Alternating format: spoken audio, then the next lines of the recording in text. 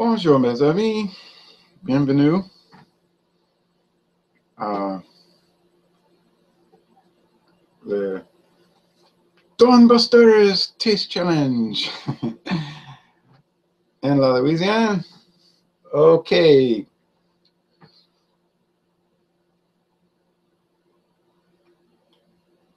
This is the second day of Christmas. I will eat 2 turtle doves roasted with this. Just kidding. I would not do that. All right. This morning for this taste challenge,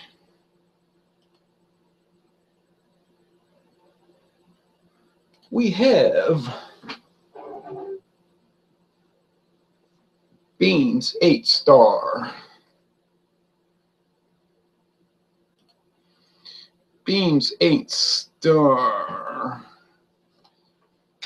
Kentucky Whiskey, a blend. Distilled and bottled by Kentucky Springs Distilling Company of Claremont and Frankfort, Kentucky, USA, United States of America. I am in America. Now you say, whoa, I never heard of this company, Kentucky Springs Distilling. Yeah, because you want to know why? This is one of those alias companies. Sazerac has about 100 of them, and the real name of the company is Beam Suntory, the Jim Beam company side of it. Suntory bought Jim Beam about 5 years ago. Anyway, versus Heaven Hill. See that HH with the 2 lions. Heaven Hill, Kentucky blended whiskey. Introduced at some point in history. Can't find out anything. I cannot find out anything. All I know is this: both are 80 proof. They're both blended at a ratio of 80-20. Okay. They're both from Kentucky, the Commonwealth of Kentucky. Now, well, okay. Now, are there differences? Well, yes, there are. This is from Heaven Hill. That's from Beam Suntory. This is aged 3 years. It says it right there. I'm taking off my glasses. They're already off. oh, and it says Heaven Hill's #1 Kentucky blended whiskey. This is their #1 Kentucky blended whiskey. As far as Louisiana is concerned, it's their only one. Mild and mellow, it says on the label. Mild and mellow.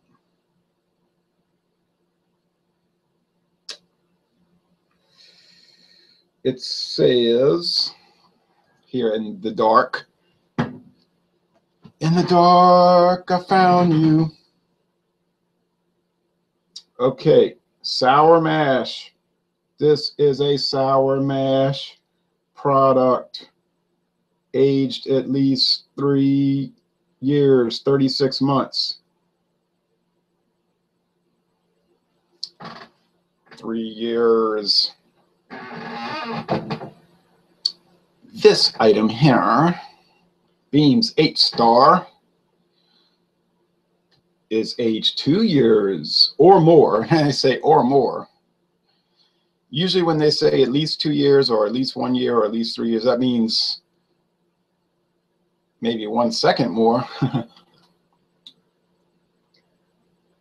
Kentucky whiskey, a blend. That's a legal definition. Now, what does it mean, 8-star? No one knows. It's a mystery. Everybody is a star. Everybody is a superstar. So I don't know. It's some mysterious thing. Maybe it has something to do with Kentucky legends. Maybe the night that the distiller master came up with this particular brand, he looked up in the sky and saw 8 stars. Maybe it has something to do with York Rite or Scottish Rite. This I do not know. I did find some product descriptions.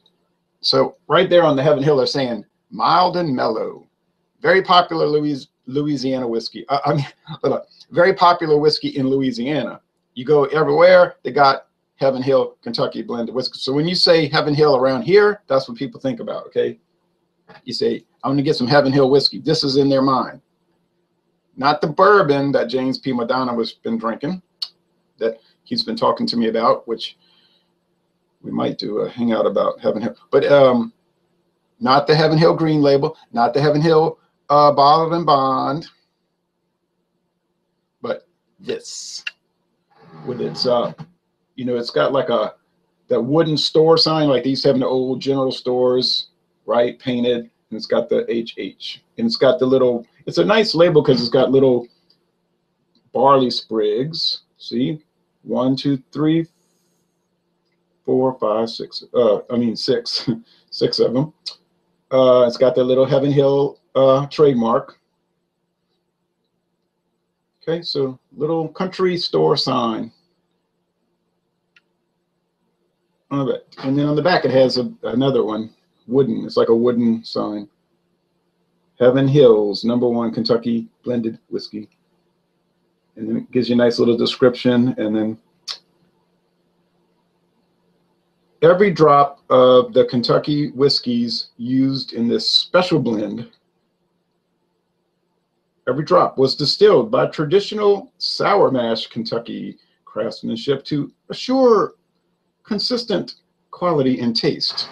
Now, if you have experienced drinking Heaven Hill brands, you will notice that they have consistent quality and taste. Who are the distiller masters at Heaven Hill? The Beam family, the Beam family, the Beam, not the Jim Beam people, but a branch of the family. You ever notice those people in Kentucky are good at making whiskey? You ever notice that? Okay. Now, Beam's 8-star. Doesn't say a whole lot. It says 8-star brand, and this is the newer bottle design. If you look on the internet image search, there used to be a black bottle. It was black with red and gold trim. And then I guess whoever worked at Jim Beam was a San Francisco 49ers fan. So they decided to go to gold with the red and black trim. And it's just a basic thing.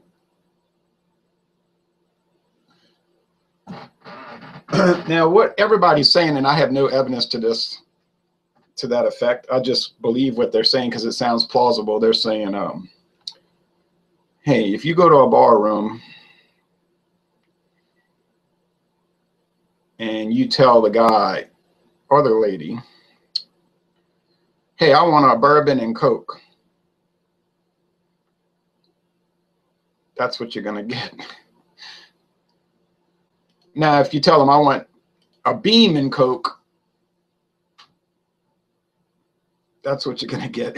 Okay. Oh, you want a Beam and Coke. Okay. You're going to get Beam's 8-star and Coke. It's just a well drink. Now, and you pay your little $6, which what a deal that is. Think about that. You go to a bar and you pay only $6 and you get a glass of mostly Coke, a cola, which is probably the corn syrup version, right? The high fructose corn syrup, not the good Mexican imported all sugar, cane sugar. And a shot of Beam's 8-star. Oh boy. Now you could specify Beam's Jim Beam original white label, and then you might pay $8. Now we're talking about a value. But go to the Superdome and get a drink during the Saints game, or the New Orleans Bowl, or the Sugar Bowl, or one of those basketball, like the Final Four or WrestleMania. Then see what kind of deal you're going to get.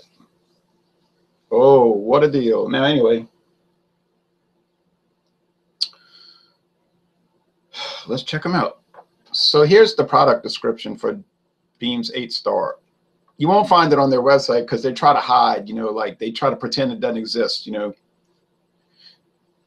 And neither Jim Beam, nor Heaven Hill, nor Brown-Forman, nor Campari, nor Sazerac, nor Diageo, they don't list all their products, okay?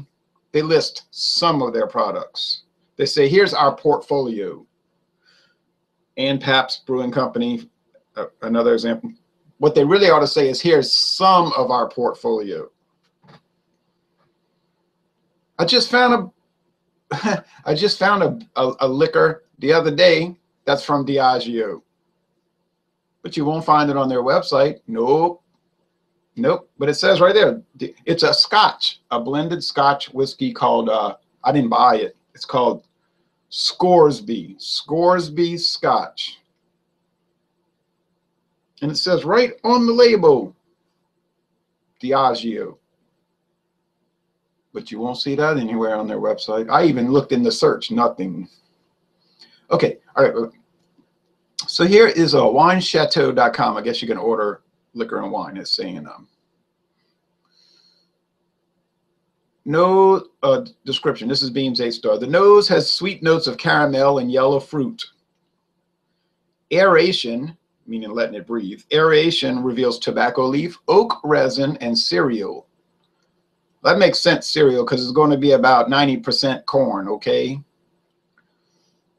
If you don't like corn, whiskey, you ain't going to like this. Finishes elegantly with toasted grain and oak. American is apple pie and a testament to quality, tradition, and passion. Jim Beam is the best-selling brand of bourbon in the world. Yeah, Jim Beam is. We ain't talking about Jim Beam. We're talking about Beams 8-Star. Now, hey, wait a minute. Back up. Did they just copy and paste the Jim Beam bourbon to the Beams 8-Star? Now you got me curious, Wine Chateau. Are you pulling a hustle on us?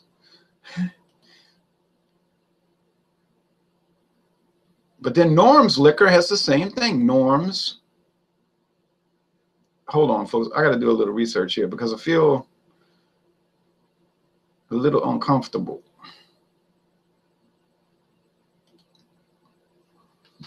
Jim Beam.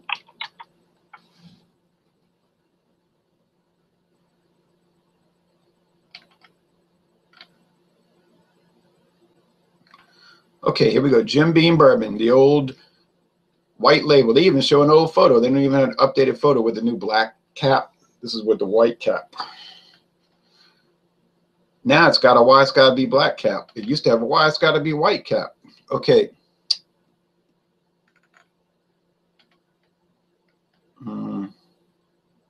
1995 a bottle. No, it's a different description. Now they're talking about American is apple pie and all that, but they're saying aged 4 years in oak barrels, create a smooth mellow taste with hints of spice, rich and smooth, great mix on the rocks, straight up. Oh, okay, so all right, good. That's good. So this is a description of 8-Star, and it's coming from obviously the company. You know, Wine Chateau did not come up with this description, and nor did Norm's Liquor. They're just getting, when they buy these things, they give them a little sheet. I've seen these sheets. I have been given these sheets. They give a little sheet of paper. It's white, you know, copy paper, and it's got printed out. And they say here, and then they'll put it on their descriptors. And then they said a customer review. There's no reviews, so. All right, well, on with the show. Well, this is part of the show, ain't it? All right, this is an overnight because it's a little earlier than dawn, but you see what had happened was, I didn't feel like waiting. Plus, I wanted to do some cleaning today, vacuum and dry, dust mopping. So, I want to get started now. Oh, this humidity. Oh, this cold. No, I don't have a cold. I mean the cold weather, right? So, well, let's go with Heaven Hill because I think it's probably a little older brand. It's probably from the 1950s, whereas BES, Beams 8 Stars, from, I know that for sure, 19.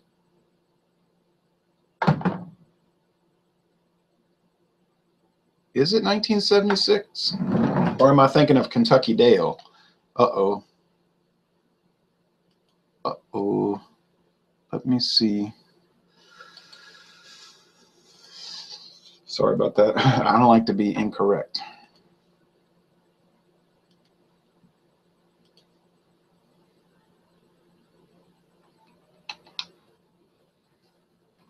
Beams 8 Star. Okay, Beams 8 Star, owned by Jim Beam Brands Company, serial number 76508861.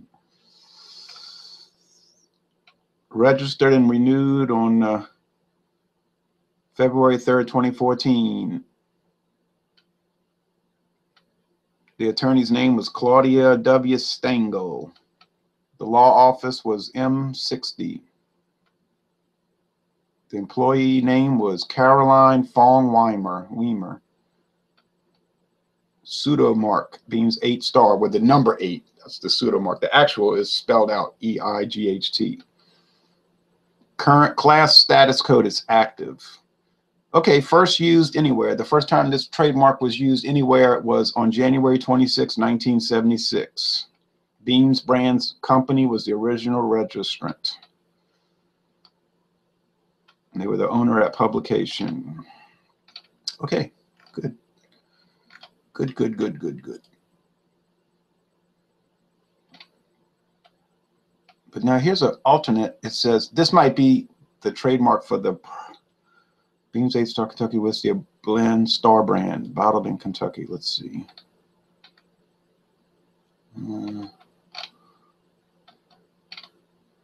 It's the same thing. That was just a trademark for the photo, the picture, the design.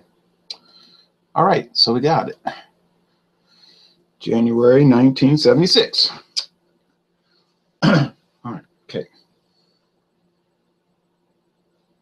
Heaven Hill, but I know I could never find out.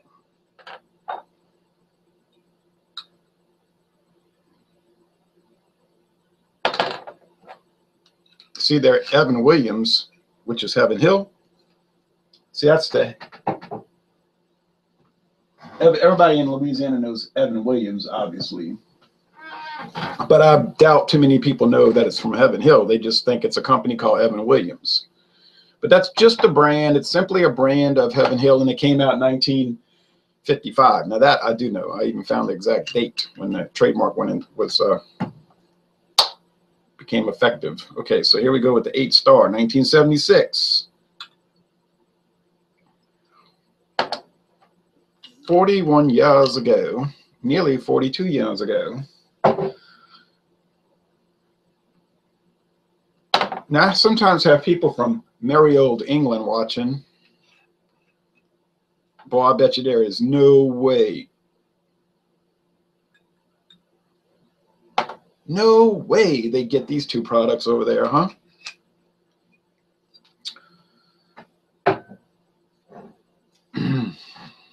And I bet you even Canada doesn't get them. I would think, I bet you Canada doesn't get this stuff. All right. Will I be able to tell them apart? Oh, maybe so. I don't have to worry about that haziness from the 10 high. Well, they're both gold and clear with little narrow, kind of sheet alcohol legs. But well, they're dripping now. Well, they're dripping in these little snifter glasses. Okay. One's aged 2 years, one's aged 3 years. They're both from Kentucky. They both had the same blend ratio, 80-20. So the Heaven Hill is $7.99 a bottle. Maybe you could find it $6.99 if you're lucky. But let's say $7.99. And the Beams 8 Star is $7.99. So the price is identical. Same price. And you can get them in the big old jug, 1.75 milliliter, 1,750 milliliter. Okay, you can get them both in the 1,750 milliliter plastic jug bottles, which I see all around, like at Dorgnax. They got them both,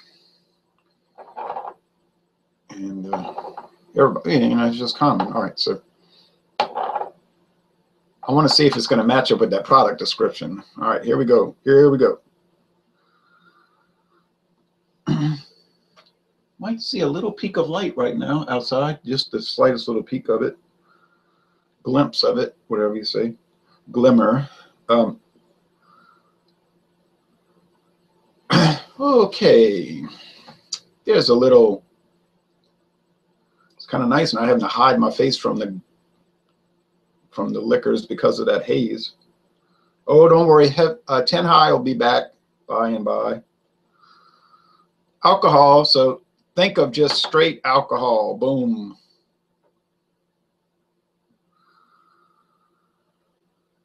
With some spice, like from rye and let's say some dried flowers. Yes, certainly. So it's a little, let's call it a floral bouquet. Nice little bouquet. Now over here. All right, now. More corn here. I'm getting more of a corn grits. Like, you know how like, yes. Like if you've been to a distillery, and I've been on a few tours now, and they grind the corn. See what they do is they take corn, they grind it. So it's like grit, like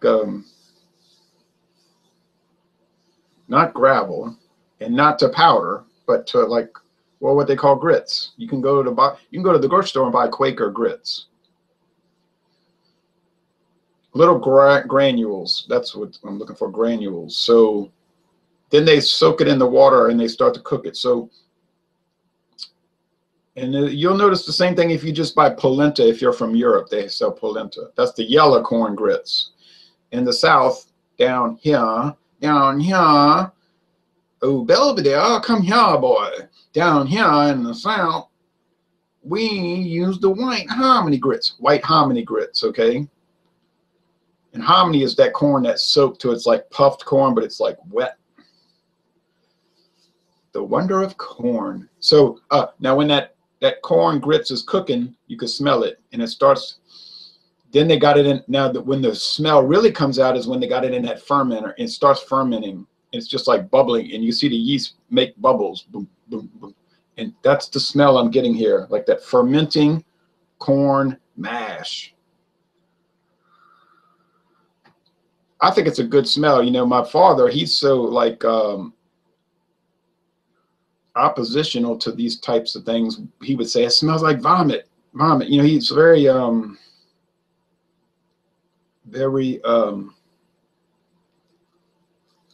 indelicate,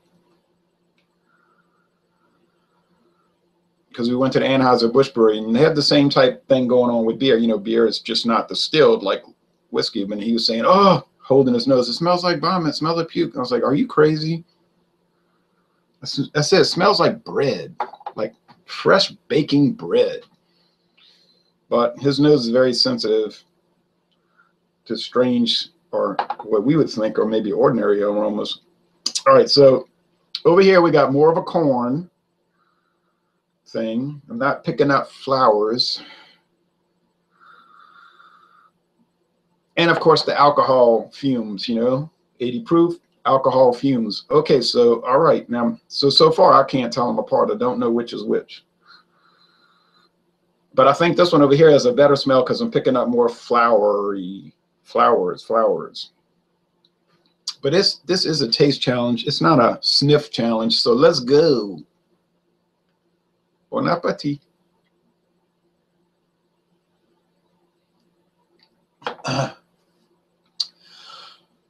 All right.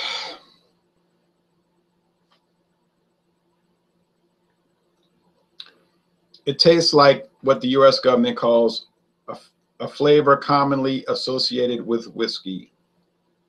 That's what they call it. A flavor commonly associated with whiskey. You get that little caramel, that little whiskey twang, that alcohol, and not a whole lot more with this. You're not going to get a bunch of char and wood. These things are not aged 4, 5, 6 years. They're not straight bourbon. So, you know,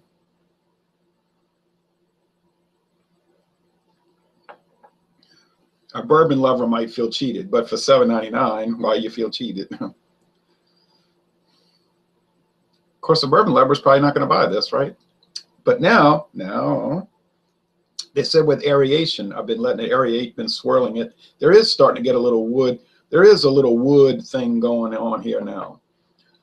Very mild charred oak. Well, now, don't you know, things can start to develop as you sip on them, drink on them, and think on them.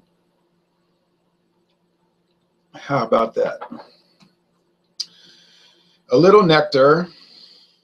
Yeah, you know, like sugary, sweet nectar. A hummingbird might go after this. All right. On to the other one.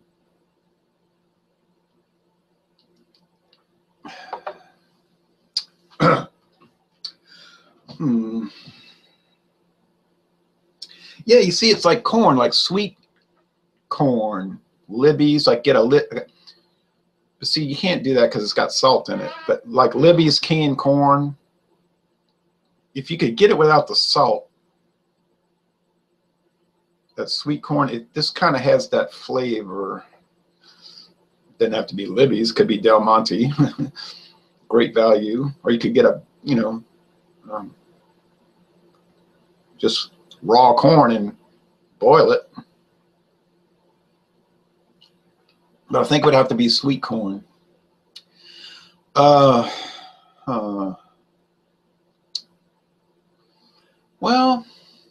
I'm looking for the wood, but I'm not getting it. You know, I'm trying to.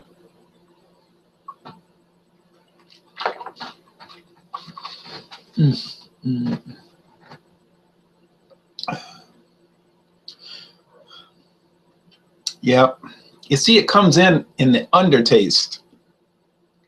It's funny how these products are. You get that with beer as well. You got an overtaste, the overt flavor, and then when there's sort of like a backwash, an undertaste, and that's where a lot of these things will come into play. Now, I was drinking Samuel Adams Rebel IPA last night. That just has an overtly bitter flavor. It's 45 IBU, but it is a straight up 45. It's 45 and it's 45. It even, in some ways, it tastes more bitter than 45. I was like, wow, this thing is bitter. And it never did relent. It just did not relent. Every sip of that 12-ounce bottle was like, hit me, bitter, bitter, bitter. And I was like, okay. And then I see reviews where people will say that it's dull. That stuff's dull. Dull? No. No, I don't think Samuel Adams Rebel is dull. I don't think these two whiskeys are dull. I mean, they're not bold, elaborate, rich products. Well, they're not straight bourbon. But then, you know, some of those, what I just described, straight bourbons, can turn people off. It will turn people off because they're too rich, they're too bold, they're too full flavored. And then you'll see people say it's gross. It's like, you know, they'll take a sip of bourbon and they just like, I hate that stuff. And that's why they would prefer maybe Irish whiskey, like Jameson blended Irish whiskey, because it's mild, it's delicate. Well, you know what? These are blended whiskeys and they're mild and they're delicate. So if you like Jameson, and you're the kind of person that is turned off by bourbon, this could work. This could work. And it would be a good deal cheaper than Jameson. Now, you say, well, are you trying to say it's better than Jameson? No, I'm not trying to say that. And in fact, I've never done a side-by-side, so I can only go by recollection with Jameson.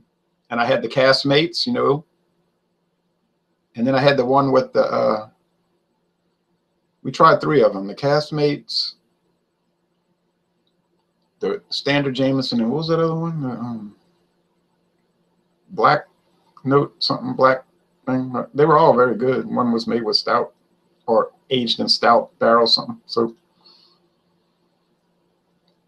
but I would do a side-by-side, and I would do a blind taste test, because a lot of times you'd be shocked doing these blind taste tests. You say, whoa, this thing's only $8 and the other bottle's $25. How can this be just as good? Yeah, there's the question. How can it be? So why are you paying more, right? Okay. Okay. All right. Which one's better?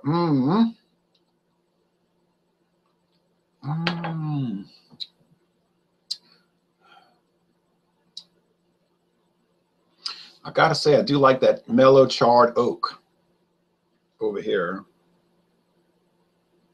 Well, I'll tell you this much. I'll say this right here on air, on wire, air, whatever, Wi-Fi. I tried the Elijah Craig Barrel Proof. I would drink these 2 whiskeys 100 out of every 100 opportunities compared to that Elijah Craig Barrel Proof. Now you're saying, oh, Lord, let me hit the unsubscribe button right now. Now, hold on. Hold on, Nesba. No one is saying that the Elijah Craig Barrel Proof isn't high quality. You could taste the quality. It was well done. It was crafted. It was like dynamite stuff. There's no doubt about that. But it was so strong and rich and gamey and hard to deal with. I couldn't take it. And it was so high alcohol. I tasted, I said, oh, no. No, no, no, no, no, no, no. I can't do it. I didn't like it. And I watched a lot of video reviews, and a lot of people, and many of the people that did reviews were talking about the same thing. There was a little too much.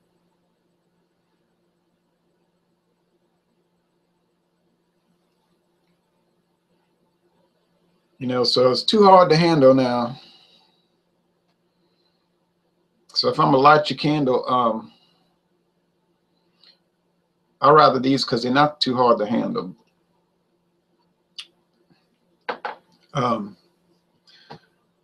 And I like mellow things, you know what I mean? I might go listen to Carpenters after this. Now, if I drank the Elijah Craig Barrel Proof, I would go listen to Motorhead, Ace of Spades. No. But after drinking these 2, I want to hear, you know, long ago and oh so far away, I fell in love with you before the second show. All right.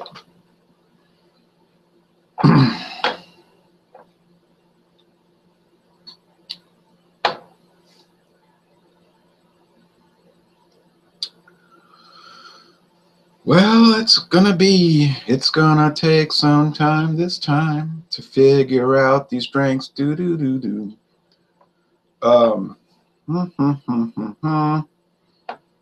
Talk about a challenge. Hey, this is a true challenge, like no joke.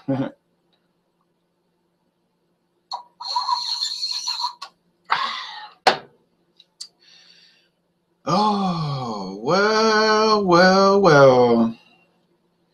That's a deep subject.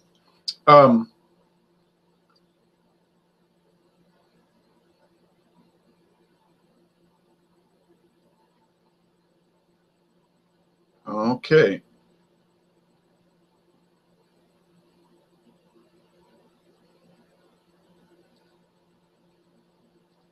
Sail on, silver girl. Sail on by. Your time has come. All right. I think I prefer the one on the left because it's got more char. But I would be pleased and delighted and Not exactly exuberant, but I would be pleased. Pleased, very pleased with either one of these. I don't feel like I ripped off paying for them. Didn't pay a lot. $6.99 for the Heaven Hill, and I paid $7.99 for the Jim Beam 8-star. The Beam's 8-star. So I'm very pleased with that. Now let me go back to the product description before I get off of this thing. Sweet notes of caramel. No, sweet notes of caramel and yellow fruit. Okay. But I could have seen that in both of these. Aeration reveals tobacco leaf. I don't recall any tobacco leaf. Maybe Levi Garrett, but I don't think so. Oak resin. Now, I did talk about that now, didn't I? Cereal, right? Over here, especially over here to the right, cereal, corn, polenta. Finishes elegantly. Did either one of these finish elegantly? Well, I did start singing Carpenter's music. Toasted grain and oak. Now, I do agree with them saying it's American as apple pie. These are very American-oriented flavors, you gotta say. I think the fact that the one to the right had that strong yellow corn action going on, and they talk about it on the product description about the cereal. Well, you know what? I think this is the Beam's 8-star, and I think this is the Heaven Hill. But I think the Heaven Hill wins. Now, if I'm wrong, whatever one wins still wins. So I do think this one wins, although I'm not disparaging the loser. The loser did a very fine job, and it's credible. It's a good product. It would work so well in mixed drinks. I don't do mixed drinks, but if you do, it should work just mighty fine, mighty fine, mighty fine. All right, so I think this is Heaven Hill. Let's go. Let's reveal it. Holy smokes. Uh-oh, SpaghettiOs.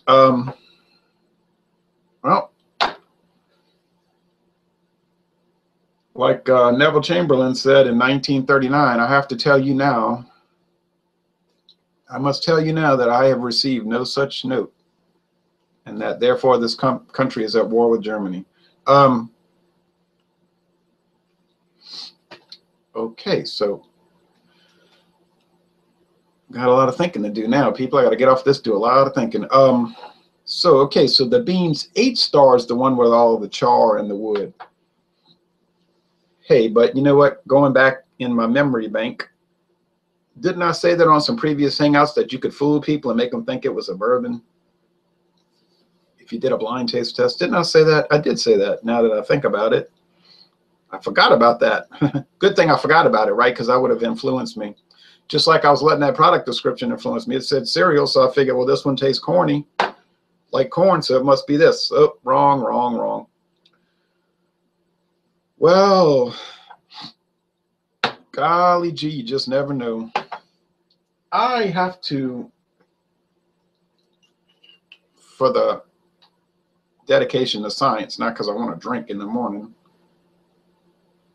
Nope, this is for science, people. I have to do a little snifferoo and a taste to see if it's matching with that product description. I mean, we're talking about what, a half an ounce, 3/4 of an ounce. Nose has sweet notes of caramel and yellow fruit. Let's think about this now. Caramel, but it was very light caramel. This is not caramelized, light yellow fruit.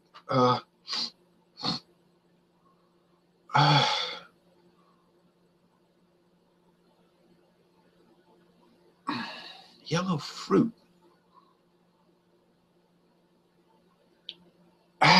Maybe Japanese plums. I have a tree behind my house that has those. I can see that.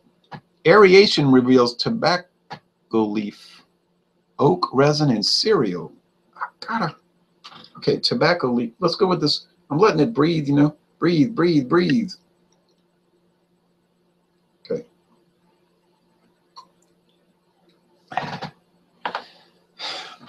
If it's tobacco leaf, it's the really light. You know what I mean? Like Levi Garrett, that's kind of light. Light, kind of light, kind of light. Okay. What's that one with the train on it? Or is that Levi? I don't know. I don't know about it. All right. Oak resin. Now, sometimes you just chew on oak and you get the resin. I don't know about that.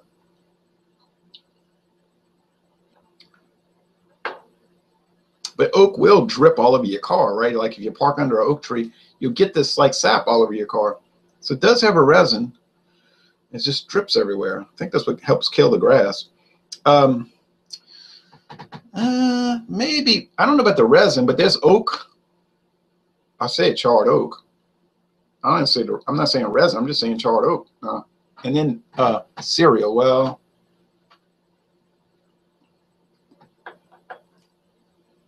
yeah, but like cornflakes before you add the sugar. Okay, cornflakes. Well, what? Corn flakes are made out of corn. This kind of whiskey is made out of almost all corn because they're using 80% grain neutral spirits. That's like over in Ireland and Scotland, they call that corn whiskey. I mean, grain whiskey. Retraction. Grain whiskey. What grain? Corn, maize. They call it maize. Over here, it's grain neutral spirits. Where do they get it from? Almost always corn. So you got 80% is corn that's distilled to pure alcohol, or Everclear. Everclear. You could use any kind of grain, but I mean, they're using corn. They're not going to go use squash. All right. So now, or you could use any kind of vegetable matter. Actually, that's why people in prison, they'll make alcohol out of any kind of vegetable matter. And then, so then they're mixing it with probably bourbon, a very young Jim Beam, 2-year age Jim Beam, which is what, 51% corn. So you got a heavily corn product, and therefore you got the grain notes. Now, it was funny, and I'm going to close this out. It was funny to me because I was reading about a guy who does liquor reviews, and he started off the review talking about Heaven Hill, Kentucky blended. So he said he stopped at a gas station in Louisiana, and I don't know where this guy's from.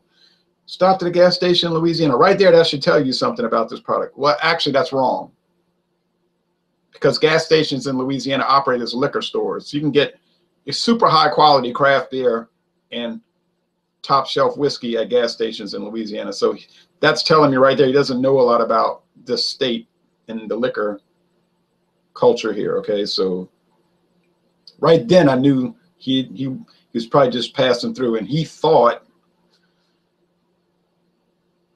incorrectly about that.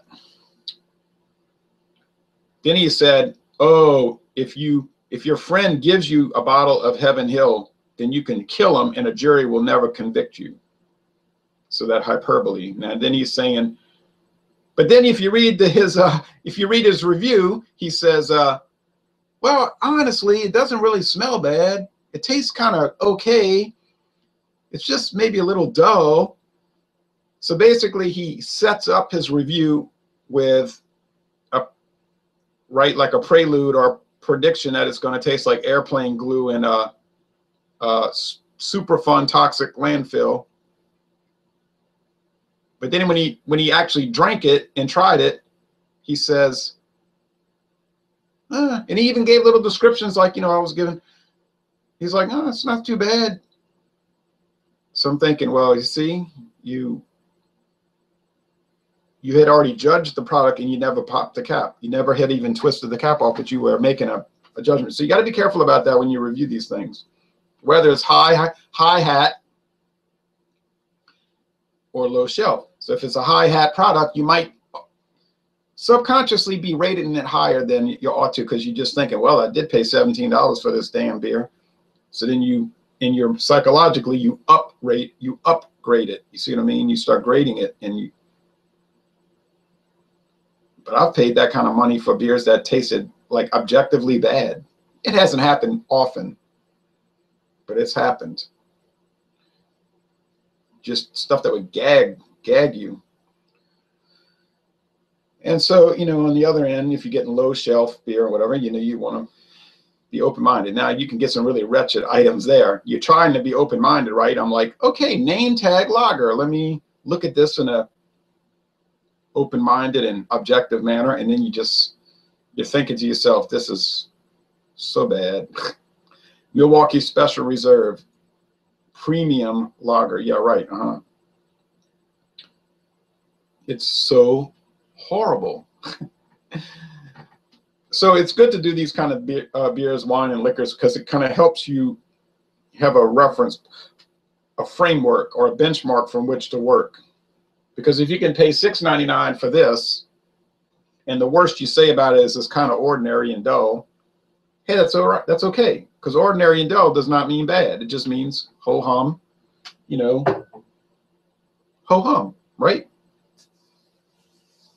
But not like some of these reviewers are saying rot gut, would gag a maggot, you would only give it to your worst enemies, no person in their right mind would drink it, and then all the description. It's none of that. Believe me, it's none of that. And until you try it, how can you say it is? Okay, well, anyway, enough of this. So tomorrow there won't be any taste challenge, but how about maybe Thursday we could do one? I think that could happen Thursday. And how about Heaven Hill versus Carstairs? I don't think I've put those up against each other yet. The Carstairs White Seal. I don't think Heaven Hill will be able to challenge that one. I think Carstairs will beat it up. Now, that is a loss for Heaven Hill, though. That is a loss. That's a loss. And I don't recall it losing before. Might have. I don't think. I think it was just a wash on those other blendeds. But it did lose here because it was a little too dull. And the Jim Beams, I mean, the Beams 8-star had a little bit more character. So I think Heaven Hill's going to lose a second one in a row. I don't think Heaven Hill's got a chance against Carstairs White Seal. I just don't think it's going to happen. I think it's going to get beat up kind of badly.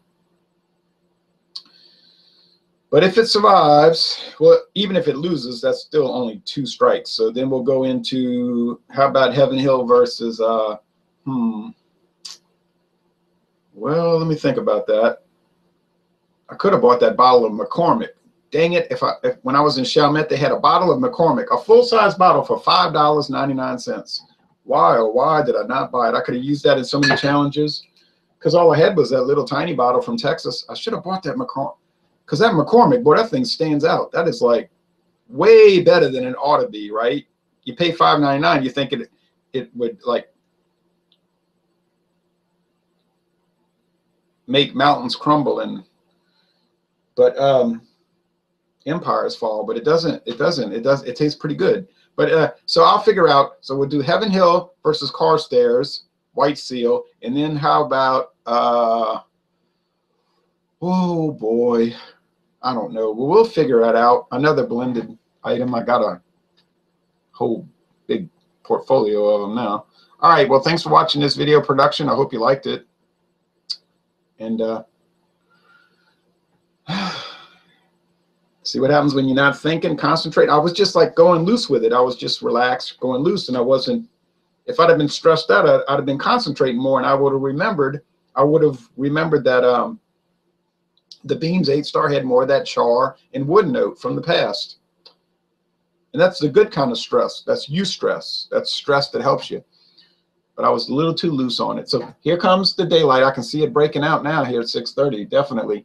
So time to go walk and time to start cleaning the house and time to just do generalized things. Thanks for watching this video production. Everybody take care on Tuesday, the second day of Christmas 2017.